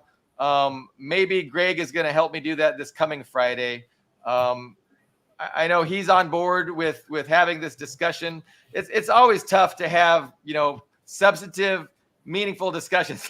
It's like rolling the dice to see, where we're at. It's not, communication is difficult, and then sometimes the thoughts aren't flowing. But I've really been thinking for a while that that's an important discussion. Just comparing and contrasting liberalism with Marxism and seeing which one makes more sense. Because the liberal critics of liberalism, like Mearsheimer, like this guy Jeff. He was responsible for. He's really popular these days. What the heck is his last name? He was responsible for the Russian economy collapsing. But he's really against the Ukrainian war. Oh, great. Anyway, the mainstream liberals are always criticizing liberalism, and they're basically endorsing the Marxist view. But yet they still maintain every criticism of liberalism by self-identified Jeffrey Sachs. Thank you. Yeah. They're strong critics of liberalism, and don't they realize that you're echoing everything Marx said, for the past 150 years? So I don't know. I think that's an important discussion to have, is just explaining the ridiculous preposterousness of liberalism and how it's just a facade for oligarchy. It's just the ideology. It's the advertising of oligarchy. It's the branding for oligarchy. They pretend it's all about individual rights when it's really anti-collectivism and anti-socialism in order to maintain oligarchy. But so that's definitely an important topic that people need to understand. And I just get appalled listening to Jeffrey Sachs, John Mearsheimer, these critics of liberalism that themselves embrace liberalism, but at the same time denounce actual existing socialism. And they're not socialists. They would denounce it as authoritarian. Individual liberty for all members of society is possible when a very few own everything and control the state. But I would be down with having that conversation. But I have to go now. Yeah. Let's talk later. Great talking to you guys. Thank you, Leo. Yes. We'll see you Until next time. Leo. We will win. I do want to. There's been quite an interesting conversation in the comments section. I've been ignoring it. I see it going on. Well, so here's my main thing about the whole argument, because we talked a lot about, the anti-establishment right and the left, and the liberal left, and we've had this back and forth. My main concern as an American, like I've been called this guy a goof. Right. So, he's a goof. Right. So the main thing is that, well, one, not all Russians like communism. The main thing is that, so Russians, even, pro-Soviet Russians, aren't going to hold it against you if you're a Westerner who doesn't like communism. Like Tucker Carlson. I mean, he came here and, Russians liked him. And the explanation I've heard is, why do Russians like Tucker Carlson so much? Well, I think a lot of it's, one, he's not explicitly anti-Russia, but it's not even that. It's just he's a very stereotypical American. He's what they imagine Americans to be like. So he was kind of a celebrity when he came to Russia. Yeah, well, apparently he got the interview with Putin that Scott Ritter asked for and didn't get. Yeah, so anyway. Well, that might have been for the best for Scott Ritter, considering what he's going through. But you're right, and he kind of said the same thing. But no, he was recently. I was watching Scott, and that's what he had said. He wanted to talk to Lavrov. He wanted to talk to Putin, and they said no. If we did that, it looks like we're meddling in politics, and we don't want to do that. And then a couple of weeks later, they gave it to what's his name? Yeah, which I can understand both sides. But the main thing is, so like Taco Phillips is here in the comments, is a self-described libertarian. He went to, I guess, Sochi in Russia, which is a resort, for those of you who don't know, is a resort on the Black Sea in southern Russia. But the main thing is that the right-wing conspiracy theorists are not the ones who are selling beaches and kindergartens and Christmas parades in Russia, in Donbass. That is, I'd say the main impetus of what's happening right now is coming from the liberal left. It is the actual impetus to do it. I mean, yes, I did it earlier in this show, express frustration that Republicans, even Republicans who are isolationist, don't take a moral stand against the war, but the impetus isn't coming from them. It's, the ideological enthusiasm for it is coming from, I wouldn't say the far left, but maybe the center left. I know there's going to be a debate on labels. So my concern is, so we have a lot of left-leaning people now who are pro-Russia, or at least say they're pro-Russia.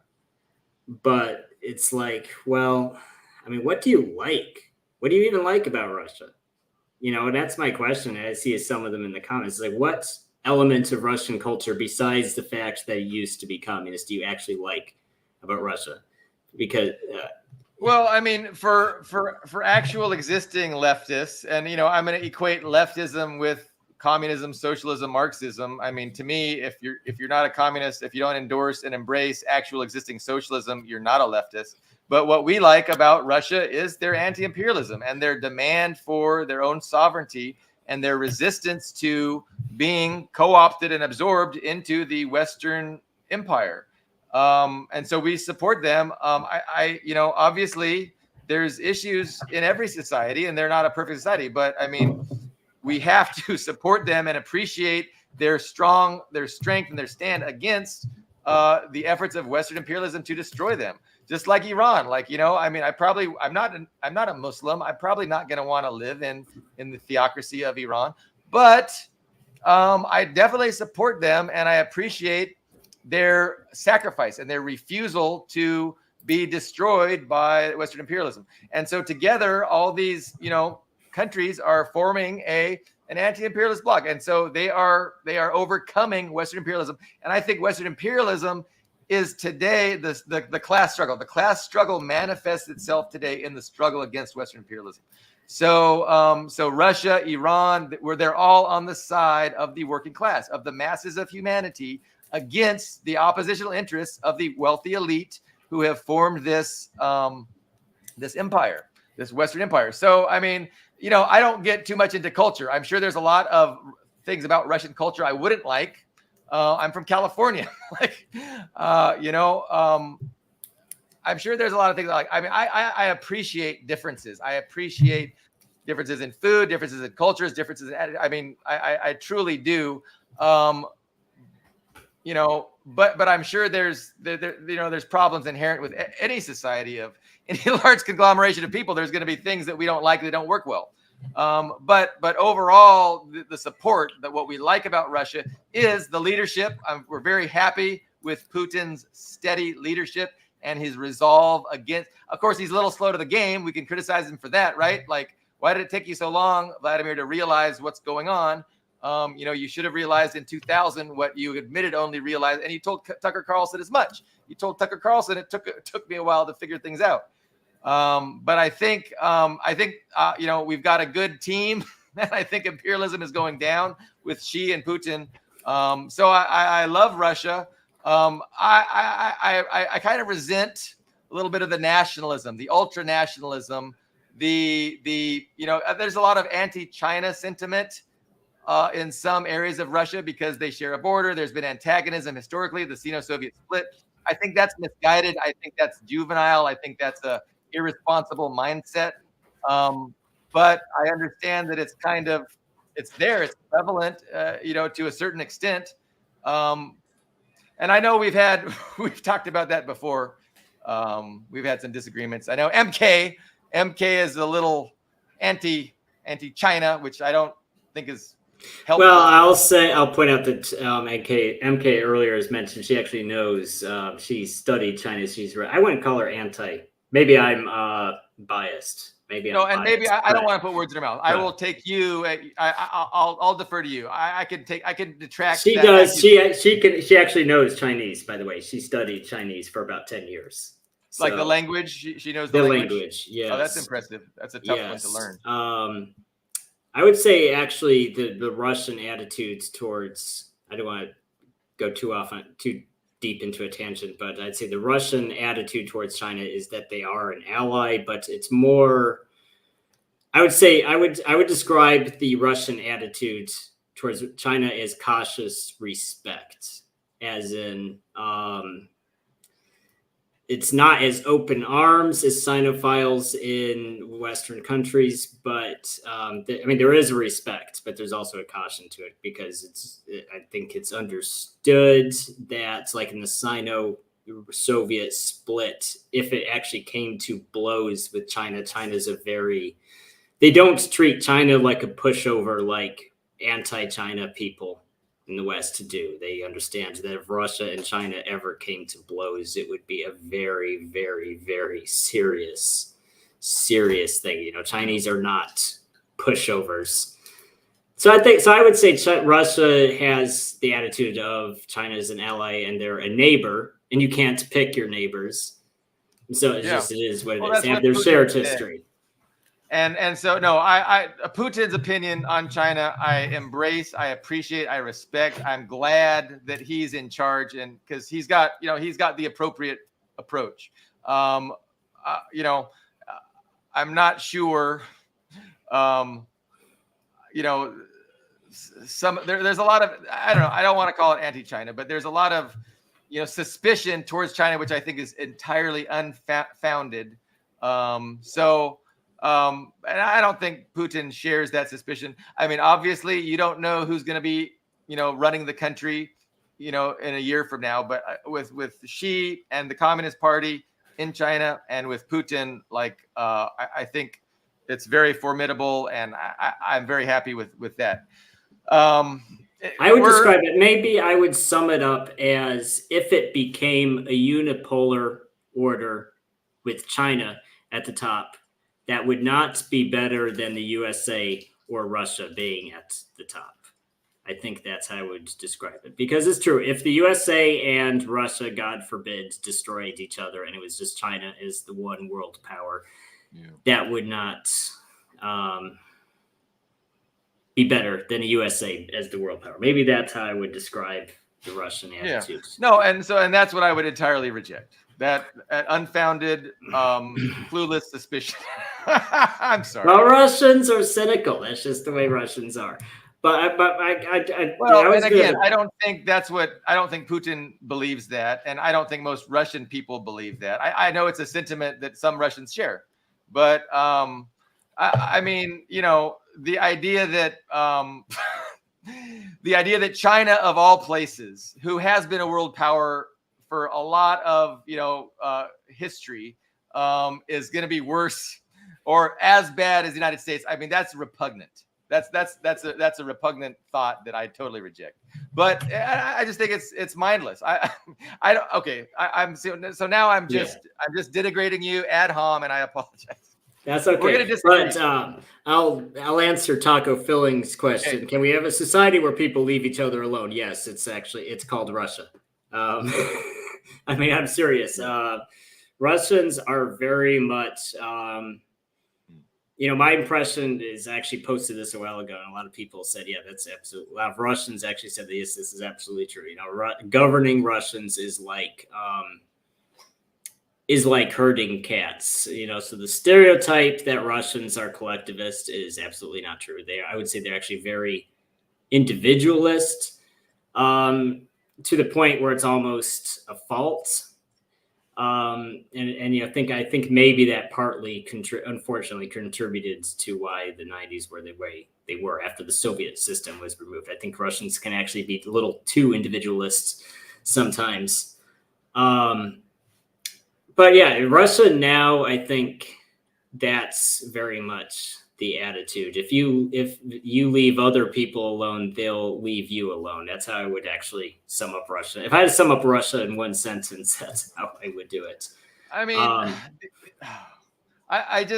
think the question is stupid. It's like, what the fuck are you talking about? And I think to just engage in those kind of paradigms are kind of pointless and mindless. And it just lends itself to not having any kind of substantive, engagement of ideas. I mean, there's no society where, you know, everybody's there. Every society is going to be governed by laws and law enforcement. You know, the question is, what are the laws going to be and how are they going to enforce? Who's going to benefit from them?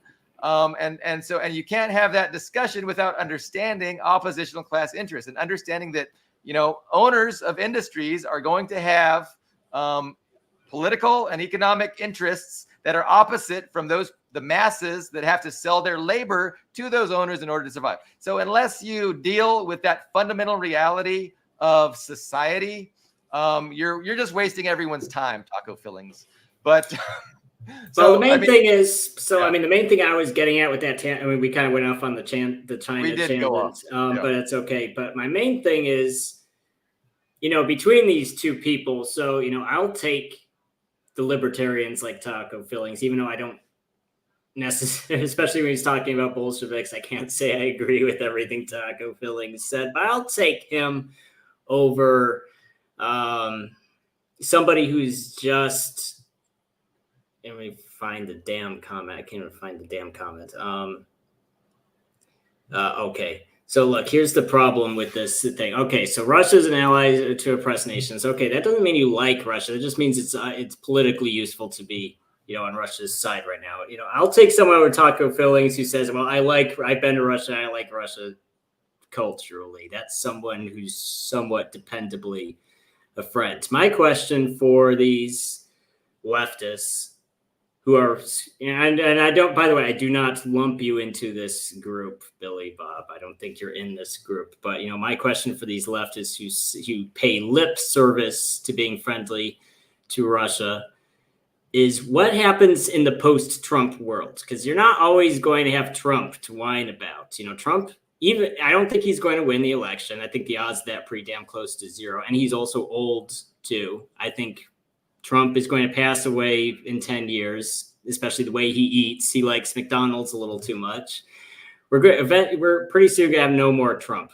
Are these guys, when you have Kamala Harris, who is paying lip service to immigration towards, you know, the oppressed nations, you know, because I'm sure Harris will pay lip service to all that stuff. And are these leftists going to say, okay, you know, are they going to keep parroting their, you know, pro-Russia line, or are they going to say, you know what, Harris agrees with me enough, I'll take it? Well, okay. I mean, so I know what Dust is referring to, and he's referring to those countries that are being oppressed by Western imperialism. He's referring to Cuba, North Korea, Venezuela. So these countries, Syria, these countries are you know, supported by Russia. So Russia has a long history of doing this, you know, since the, you know, including the Soviet Union, and then, you know, Russia inherited all the agreements that were made with the Soviet Union. So Russia is the, you know, the evolution of the Soviet Union, and they've continued to you know, support Cuba, support North Korea, you know, against the efforts of Western imperialism to destroy them. So, I mean, it's legitimate. Like, I mean, so here's my question, Ian. Like, so I mean, what really matters? Like, I mean, you're pretending that, you know, an appreciation of a culture is what matters, and what really matters, and the political approach. I understand what you're asking. So very simply, I want someone who doesn't want to drop HIMARS on kindergartens in Donetsk. That's, you know, the important thing. That's, you know, I don't care if that person's left wing or right wing. My problem with this, here's my problem with, you know, when I see this stream of comments, you know, and comments after comments about immigration. Well, I see a person who will always, you know, because Harris is pro-immigration. I think Harris will continue dropping HIMARS on kindergartens, but is going to be very pro-immigration. He's going to be very pro-social justice, and that's going to be enough for these people. No, a lot of them. That's true for a lot of people. I mean, give Dust some credit. I give Dust credit. It's not going to be enough for Dust. I mean, I don't look. We've given Dust a lot of time. We have rent free in our heads, it seems. But, okay, you're right. You're right. I respect Dust. We have disagreements. You have disagreements with Dust, but I don't think he's ever going to devolve into a Harris supporter, even though, you know, he's quick to say that Harris isn't as bad as Trump. And we're going to I disagree with him on that, but he's never going to, you know, support Harris. But yeah, we've given Dust. We've talked.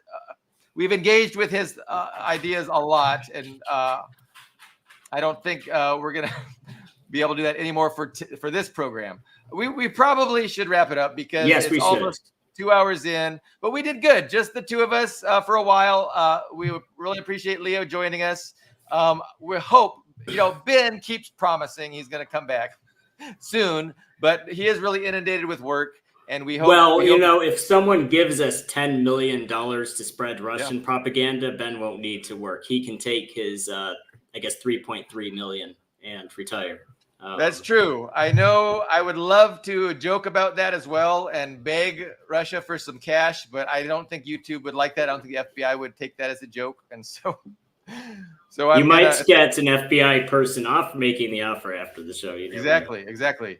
Since I still live here and I haven't fled to the safety of Moscow yet. Yes. But we will reconvene on Friday. We hope Ben will be with us. Carlo is still not feeling well, but we're hoping he will improve and join us shortly as well. But yeah, thanks for all the commenters. Dust, we appreciate it. Even that guy that I kept on bad-mouthing, Taco Fillings, hey, we appreciate your engagement. I totally disagree with everything you say. And I get the last word because it's my program. It's my show. Damn it. Yes. All right, Ian, thanks. We'll see you next Friday. See you then. Yes. Take care. Bye.